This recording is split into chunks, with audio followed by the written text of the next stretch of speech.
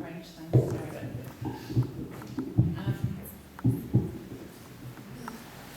I thank people for having asked me to come over and speak. I really... It is a little bit emotional coming here. I feel like I'm coming to tell tales on Taranaki, where I grew up, about where my family live, about where I come from. And I've come here to tell you that it's not okay in Taranaki, the fracking. I want to tell you what it's done to our family and our communities, and I want you to make up your minds that it's not okay to happen over here.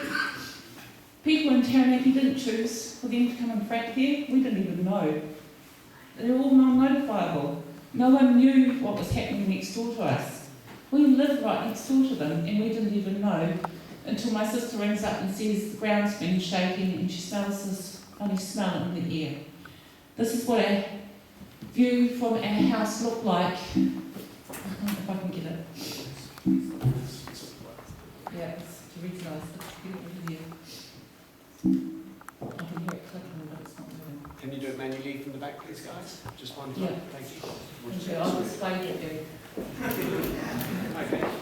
This is the view from our house in Nairi, which is about 5 minutes from Stratford before Tag Oil arrived. This is where David and I lived, and my sister now lives there. We lived there. I lived there for 10 years. David's lived there for most of his life, and my sister lives there with my niece and her partner now.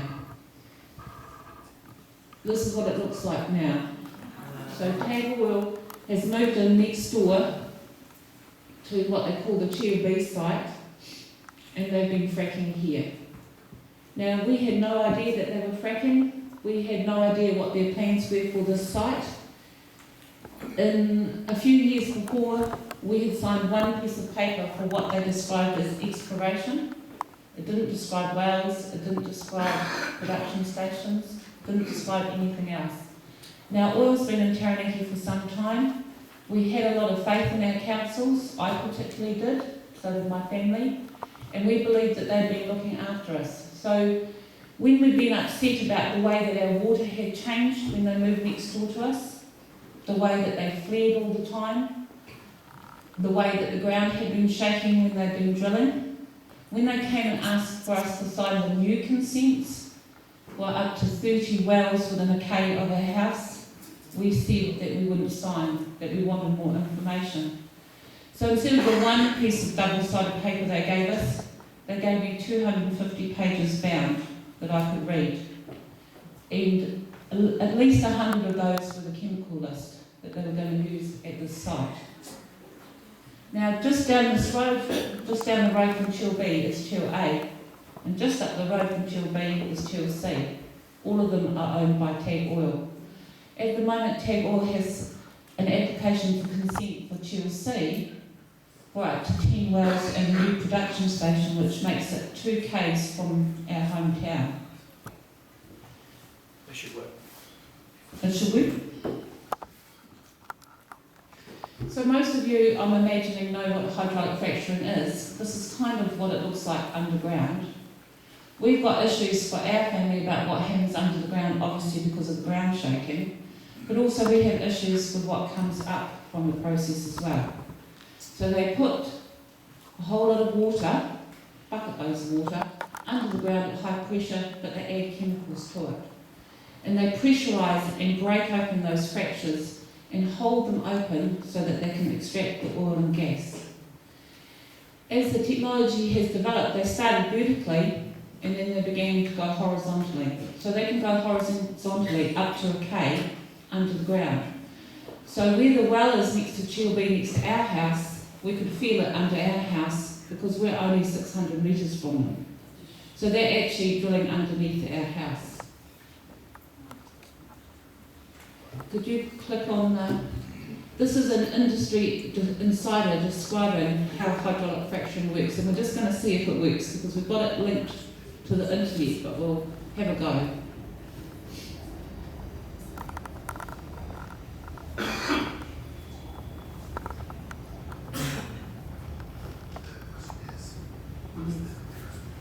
Sorry, we just need this down. This is Mr. Cadenhead from Tag Oil describing how fracturing works.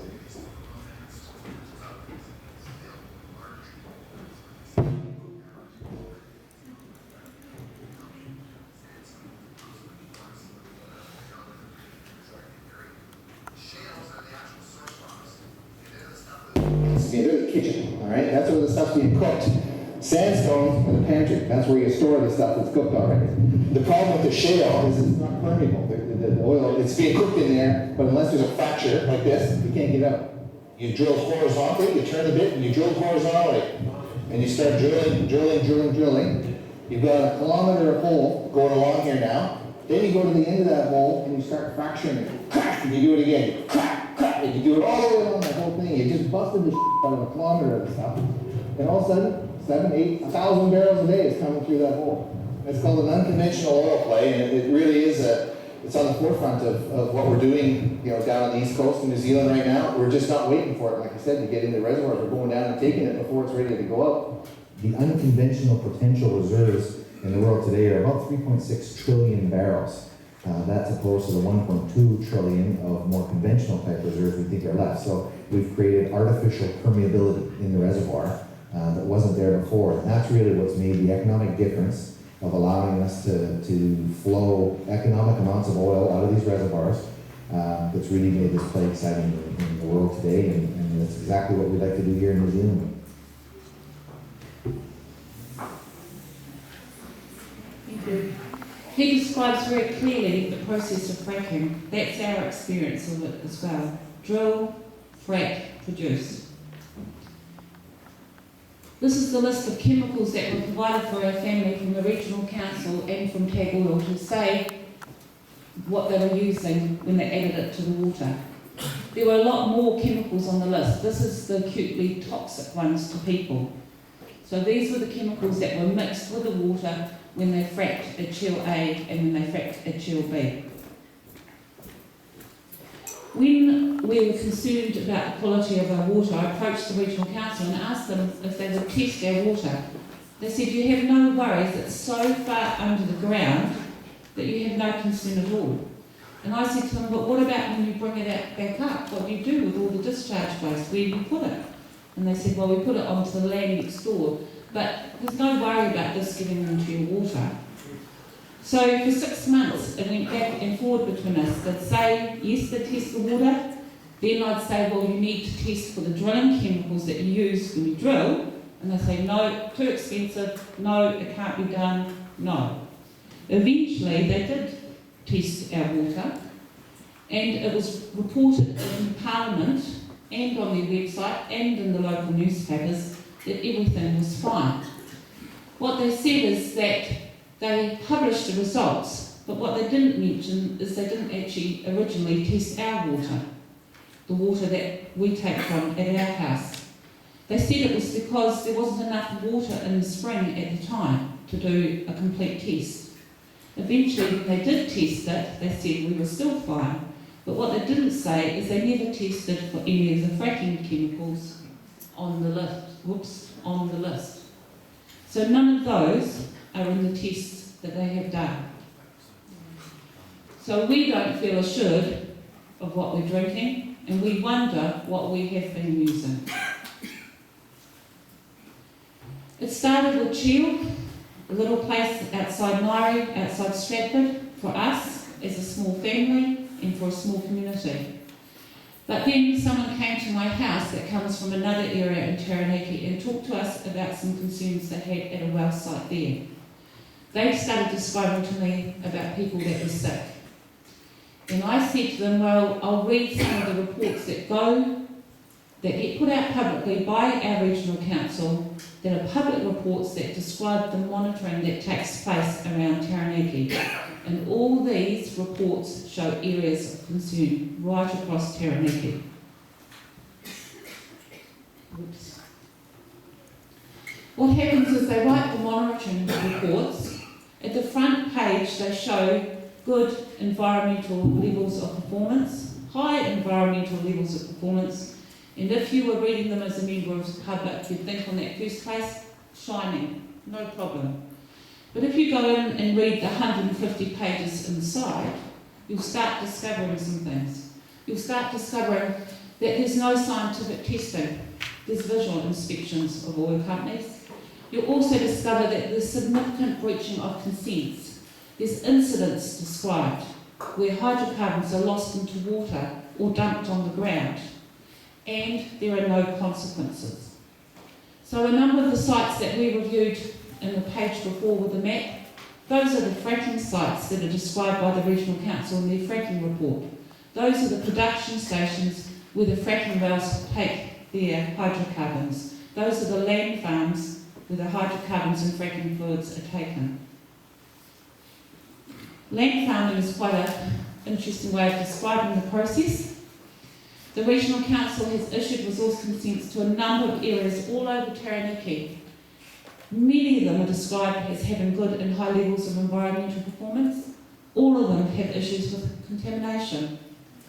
A number of the land farms discharge waste, obviously, for fracking fluids, and oil and gas companies also have consent to discharge all their waste into deep well injection, which requires them to frack to put the waste down there, to what they call mixed berry cover on the farmland next to the well sites, which is where they place the waste onto the dirt, they cover it with another layer of dirt, put grass seed on the top, and they graze the cows on it. And another version that they do of land farming next to farms like us is they spread the waste directly onto the farm. So that's what is happening in Taranaki that we, as a family, and a number of other members of the community had no idea was happening. This is tap oil at Shield. This is next to our property. It's less than a K from a small primary school that has 150 students, and it's less than a K from our house. This is the Regional Council report that goes with this site. Chill A and B wells have been fracked. It states that they have a high level of environmental performance and compliance with resource consent. However, the company lost an undetermined amount of power fluid, which is used for carrying fracking fluid, hot water and some aromatic hydrocarbon for 2 years underground, technically breaching their consent. There was no incident recorded, and the Regional Council changed the wording of the consent. This is Cardiff. This is the other direction from our family house, 2 k's from Stratford. It doesn't look very innocuous in the photos. You'd hardly think anything was happening. It's all happening underground and in the streams locally to these sites. 2011 states the company demonstrated high level environmental performance and compliance. However, no water samples were collected for physiochemical analysis. No biomonitoring surveys of receiving waters or ambient air quality analysis were carried out. The receiving surface water body was visually inspected every time for contaminants. Now, I'm a lay person. Even I know that this is a problem. This is an area that has already been fracked, has cleared the plan for fracking, and is applying currently to have 10 wells in a production station built less than 2 k's from my hometown. It feels like a roll call. This is tag oil and Sidewinder in Inglewood. This is them flaring and described on the website as a thing of beauty. The latest executive summary, I haven't written up there, but this is also 2011, states that they have a good level of environmental performance. However, a moderate spill of drilling muds, hazardous substances unbundled, diesel spilled more than on one occasion, significant amount of concrete spilled, chloride and suspended solids exceeding the consent level discharged into the stream. There was mostly visual inspection of this site, except for the one water sample that showed that breaching of consent. Now this is just listed word after word after word in the Regional Council Environmental Monitoring Reports. I have to say, I was shocked. I've now got kind of past the shock, and every time I pick one up I just think, save. It's like going to the same pile. I keep saying to David, if I find one that's different, I'll stop. But I haven't found one yet. This is Kapuni. This is where my friend came to see me from. His family come from this area. There are several people in this community that we know are not well. and all of them linked to the well sites that are near this production station. The production station is in the centre and the well sites radiate for kilometres around this area. This is the Regional Council report. For 2 years in a row, they get a high level of environmental performance. They even win a Deloitte's Energy Award for environmental performance. However, the discharge of well fluids to blowdown pits has been occurring at several well sites, some without consent. There were 12 recorded breaches of consent from 2002 to 2008. Benzene levels exceeded the Ministry for Environment acceptance criteria in one case were as high as 120 times the safe limit. The groundwater in the area was described in the report as not safe to drink, not safe to get to stock, and not safe to use for irrigation. There has been no other groundwater monitoring since 2008. And this was reported in 2 reports back to back, exactly the same information. And there's been no consequences for Shell-type oil services.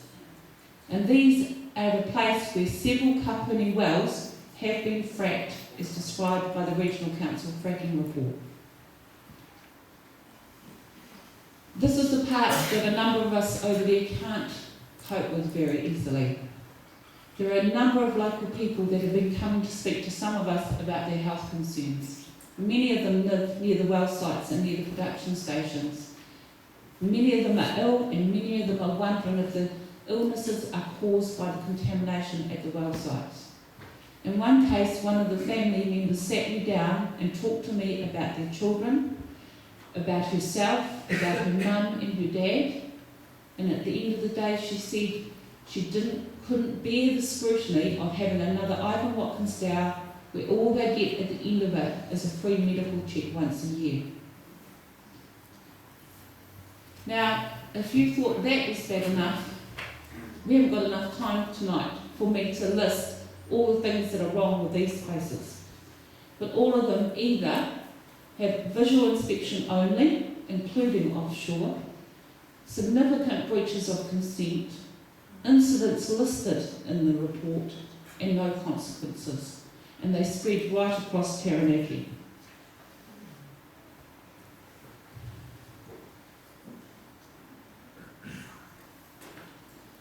And if you wish to read them, and wish to read the hundreds of pages in there, once you start to know the information you're looking for, you will find it. Please don't read them and think when you read the first page that you've got that information. Now, the fracking reports came out last year. When I came in to talk to the council in August, I hadn't heard of fracking. I had not a clue what it was. All I remember is my sister saying to me, there's something wrong with the air, there's something wrong with the water, I don't know what to do. I had a spare couple of days. I said, I'll go down to the council and I'll ask them what they're doing. I said, I know them, I used to work there when I was a kid, when I was a teenager. Surely they know they're onto this. And when I got down there, they said, no worries, the water's fine, go home, have a bath, relax, have a drink of wine, you've got no concerns at all. Now, that didn't work for me. I went back and asked some more questions. Then they told me this fracking report was coming out. Don't worry, wait till the fracking report comes out. It'll explain everything. The fracking report arrives, and the first page is a disclaimer saying all the information they received they got from the oil company. You know, as soon as I read that, for me, it begged belief. I've already been quite challenged by this, but that completely destroyed it.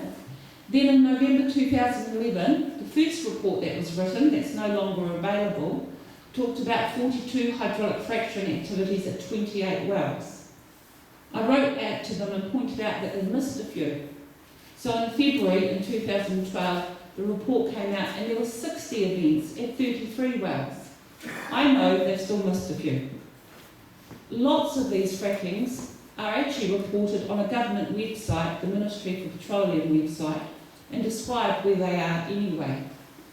But how can we look at these fracking reports that are held up by Mr Heatley and our Regional Council as the definitive answer to fracking, that it's safe, when we start with no one knowing for sure where it's happened at all.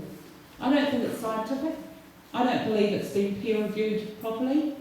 I think it's about money. It's not about our family, it's not about our safety, and it's not about our environment. The next thing that happens in Taranaki, which hopefully doesn't happen for you over here, is that during this time of researching, I wasn't researching by myself, there's been some other people that have been looking as well, but we discovered that there was an interesting assortment of conflicts of interest. I think I'd like to use that term. I'm not saying that money passed hands. What I'm saying is that some people's positions in some of these councils make you wonder about how they can be judging it fairly. So a person who's the Director of Resource Management at the Regional Council had 18 years working for the Regional Council. In 2003, he moved to Shell Todd for 2 years and wrote the Poakura consents, which were a large group of consents for some offshore wells, the third biggest in the country. Then he was reappointed back into the Regional Council as the Director and has continued to oversee the Poakura and STOS reports and their monitoring. At one point, when I was a little bit upset over the fracking report, I decided that I'd write to GNS and ask them how they came to do their peer review. So I looked to see who I could write to and thought, I'll write to the chairman. So I looked up his address and then discovered that he was also the director of Todd Corporation, who oversees Shell Todd Oil and Todd Energy in Taranaki. It continues. In Taranaki, which is the largest oil and gas producing region in New Zealand, 2 MPs stood for New Plymouth last year. Jonathan Young, National MP for New Plymouth, and Andrew Little as the Labour candidate. Both of them received $5,000 each from Todd Energy and Todd Corporation towards their election campaign. And within the council itself, the chairperson is also a director of Fonterra. Fonterra is the biggest company that the Regional Council regulates. The Regional Council holds $4 million worth of Fonterra shares. The chairperson also serves as a director of Port Taranaki, which is owned by the Regional Council. And the Port Taranaki exports all the oil from our region, and they regulate Port Taranaki. So there's no transparency. Everything, it feels like everything is in everybody else's pocket, if that makes sense. And for someone like ourselves who are struggling to make sense of this whole process, this just makes it even more difficult, because we don't feel like we've got anyone we can trust to go to. You come to the East Coast, you've got Boar Hill just down the road, Tag Oil, wanting to go there. All I can say is that Tag Oil aren't wanting to just explore. They've been here for some time. They've been here as a company called Transorient. So they've been around this neck of the wood, checking everything out, and they're ready to go. In October of 2009, Tag Oil completed a 487-metre strategic well and set the casings in preparation for drilling the deeper section of the well. Planning is underway for the main Boar Hill well to fully penetrate the underlying Waihapa and Wonghai shales. So they're ready to go. They're not waiting to do the exploration. They know where they need to look. All the seismic is done, all the testing is done, they're ready to drill. At Waitangi, same. We've just got a little clip at the top, if it will go live.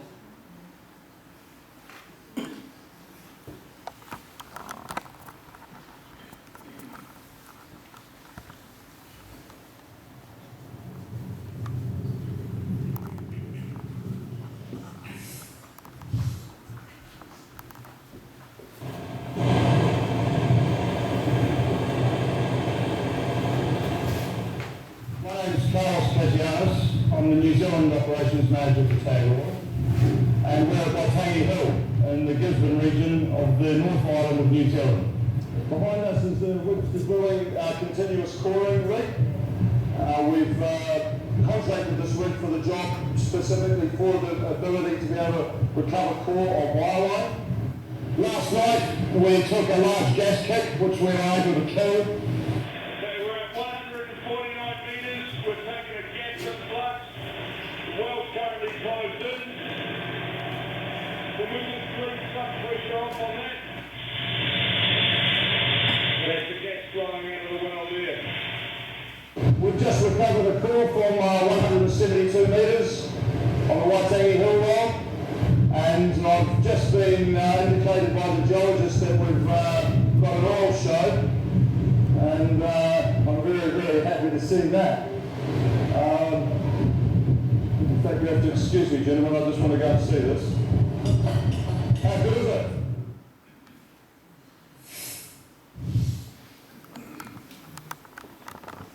So basically, they're already here and they're all ready to go. A little bit similar to us in Taranaki.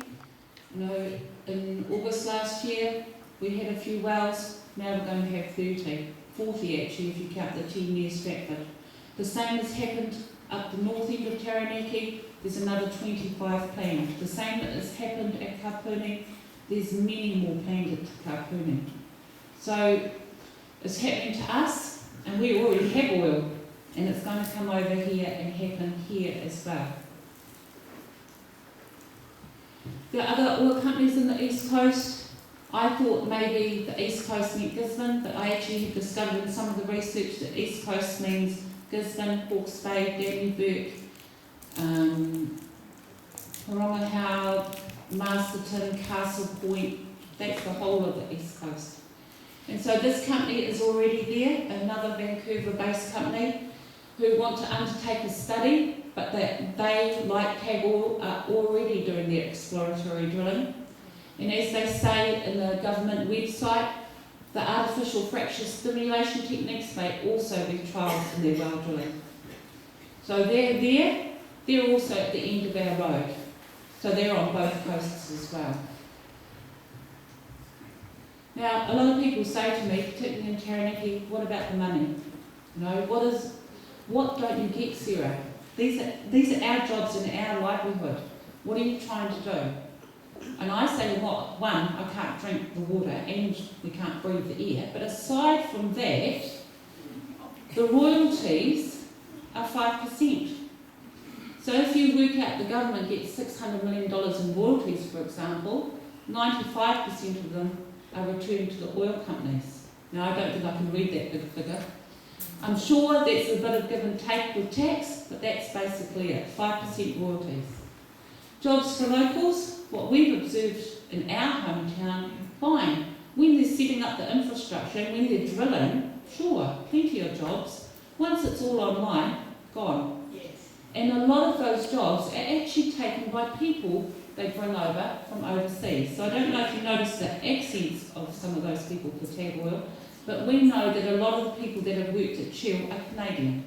So there's not a lot of New Zealanders working on our sites near us. The effect and the value on the properties. Now we've given that away thinking what we could possibly sell our farm for. We never intended to sell our farm anyway, and we won't even with them there. But if you can imagine if you wanted to sell your property, and you said, oh, excuse me, by the way, but I've got 30 oil wells just down the road, but you'll hardly notice them, and the quality of life. My sister was constantly saying the smell from the flaring, the noise from the drilling, the light from the sites, the light from the flaring. That's let alone what happens under the ground. And for me, and I think about it too, how does oil and gas and dairy and tourism all fit in the same picture? I don't get it. I want someone to explain to me how that works. In this economic development portfolio that came in for incoming ministers, in the middle it talks about value-added food. I'm assuming that relates to farming, and they talk about 29 billion, I think it reads. Under that, it's attracting high-value tourists with green growth. That's about 14 billion. And underneath that is creating wealth through minerals. And that's approximately, from what I remember, 12 billion. But for me, those three things do not go together. I don't believe you can have them alongside each other. Not only that, in another briefing portfolio that came into an incoming minister, this one is Mr. Heatley, it talked about the significant challenge in making the public feel safe because of Rena, because of Pike River, because of the Gulf of Mexico. They were going to have a lot of concern around managing health and safety, particularly with these new technologies. So what do? They leave it to small councils to determine what that looks like. I'm afraid that's wrong. In anyone's book, that's wrong. Our family wrote a letter to Mr. Heatley. We think he's seriously mistaken about what's happening in Taranaki. He holds up the regional council as a shining example of what it should be like. He says, look, in Taranaki, the dairy lives beside the oil, lives beside the tourist. That's not our experience of it. We live there, and that is not what it looks like. The regional council don't do best practice when it comes to the fracking industry.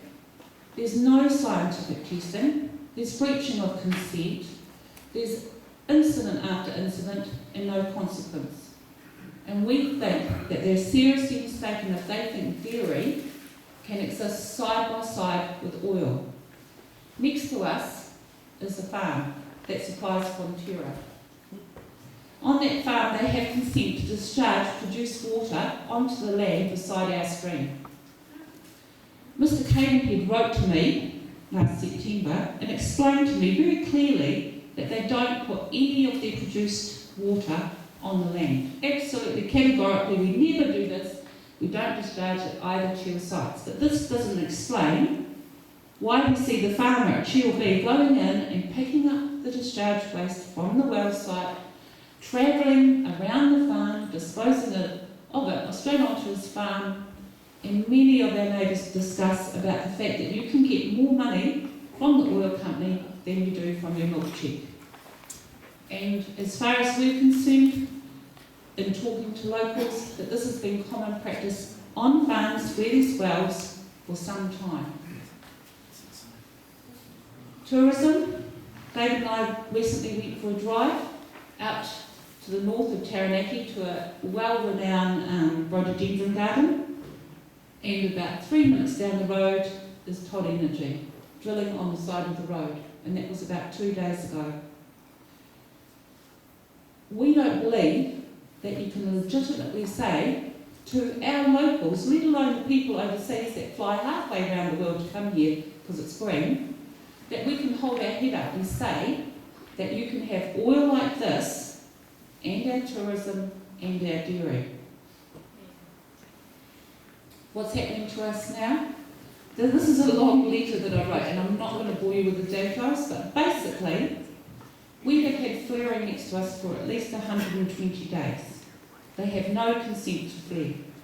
When we spoke to the district council about it, they said yes, they're breaching consent, but it's uneconomic for them to stop. We will do something about it on June the 30th.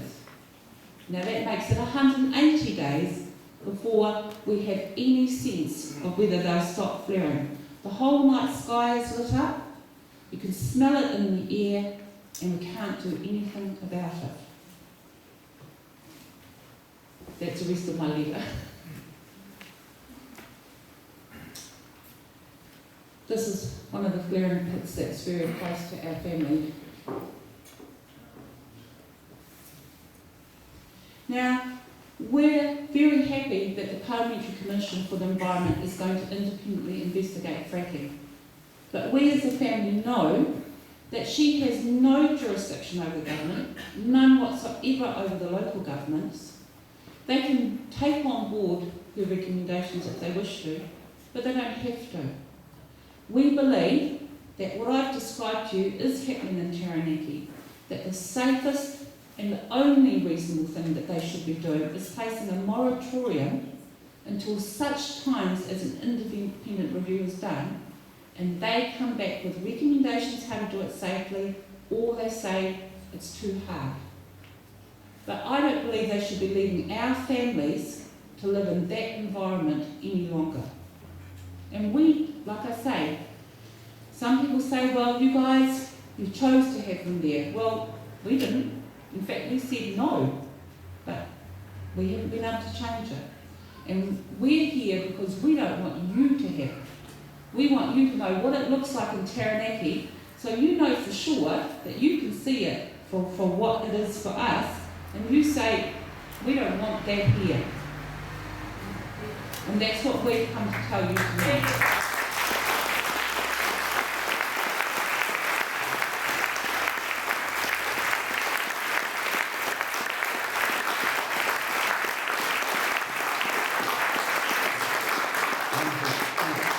Thank you, Sarah. Our next speaker is Hannah Wilcox. She's from Pongahoe.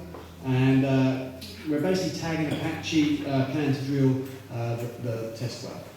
Thank you.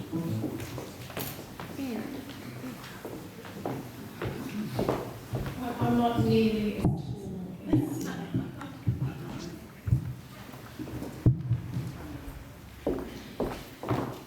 kia ora. E te mana whenua o tēnei rohe o Whakatu, ngā te haere, ngā te hori, e ngā kai kōrero, kia koe Sarah, mō tō kōrero ki a mātou i tēnei pō.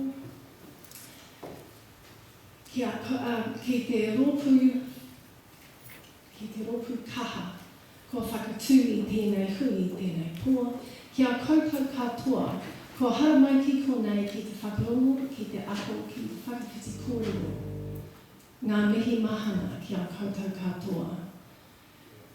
Ko te awa pūtahi te maunga, ko taure kai tai te awa, ko te pairahi te moana. Ko ngā te manuhiri, ngā te kere ngā hapu, ko rongo marairo te marae, ko hana iri mana hutana Wilcox tōku ingoa. Nō reira, tēnā koutou, tēnā koutou, tēnā koutou katoa. Warm greetings to you all, and in particular my whanaunga from Ngāti Kere and Ngāti Manuhiri who are sitting here tonight. When one introduces oneself in the Māori world, one always starts with entities that are much bigger than yourself. Entities that connect you to the land from which you come. Entities that connect you to other people. Entities that put you in context and define who you are. So in introducing myself tonight in my mihi, I started with our maua tapu Te Awa Pūtahi. Te Awa Pūtahi looks down on the Mangawarapa area and on a number of streams. One of those is the Tangaruhe that flows through the property that Tag and Apache wish to drill their test well on. The Tangaruhe stream, with others, looked down on by Te Awa Pūtahi, flows into the Mangawarapa stream, which flows through our family farm, my mother's and my auntie's ancestral land that has been in our family for 15 generations that we can count. And the Mangawarapa stream flows into our awa Tauri Kaito, which is one of the other entities that I connect myself to. And Tauri Kaito flows down past our marairo. 2 days ago, we grieved for one of our whaia from our area who died, and we buried her the day before yesterday. And so the river sits beside our marae, where Ngāti Manuhiri, Ngāti Kere, Ngāti Pihere and Ngāti Hine Te Wai gather to celebrate weddings. We had one at Easter. To grieve for those of us who have gone, to celebrate birthdays, and to be who we are. And the river carries on past Rongomarairoa and goes out to the sea at Te Pairahi, where my mother, my daughter and myself now live. And so in introducing myself in that way, I hope to give you a context for some of the things that I'm going to talk about tonight. And I'm going to tell you a story, and there are some similarities in the story that Sarah has told about her family, except that we're at this end of that story. And Sarah and David are a little bit further along in that story. And so I'll be going back to October last year, when my mother, who lives at the beach, my mother's 82, and some of you may have seen her in Naked Mail or whatever it was, wearing a t-shirt that said "No fracking way" and "frack off" on the back. And so these two poor unwitting representatives of Tag Oil turned up to my mother's house, unannounced, no phone call to make an appointment, no letter beforehand to say that we'd like to come and discuss this with you, would this be okay? They turned up to the door, and because one of them had a name which is similar to a name in our family, my mother thought, oh, this must be relations, so invited them in warmly. When they introduced themselves, the warmth kind of ebbed slightly. And they had come with a letter that explained what exactly it was that the company wished to do in terms of seismic survey on my mother's family farm. They also came with a piece of paper that was a consent agreement, and it was clear that they expected her to sign that on the spot on that day, which of course she didn't, for a couple of reasons. One is she's not the sole owner of the farm and doesn't have the right to do that. And two, she had made it fairly clear that she was not interested in having an oil company do any kind of prospecting or exploring on our ancestral land. However, my mother hadn't been well, and she stewed about this for about 3 or 4 weeks and talked with her 87-year-old sister about it, and they both stewed quite a lot about it. And eventually they decided that they were going to decline access. And so 2 things happened. We wrote a letter, and my mother rang back the young chap who carried the name of one of our whānau and said, look, we've decided to decline access. And the poor young man went, we've already laid the line. And she said, well, you better bloody get it off then, haven't you? Our letter explained to the company why it was that we were declining access. And the reason for that is that my mother and my auntie are trustees of our family farm. There are other owners. They and another sister, now deceased, were handed the responsibility for kaitiakitanga of that land by their mother, who very explicitly in her will said their responsibility was to keep it in the family and to keep it healthy for the generations who would come afterwards. My grandmother was given that responsibility in turn by her grandfather, and the land ownership skipped a generation because somebody who would care for the land was chosen to be the kaitiaki. And then we can continue to go back for at least 15 generations that we can count. And so my mother and my auntie feel that they have no choice around this, because the responsibility of kaitiakitanga is one that they can't abdicate from.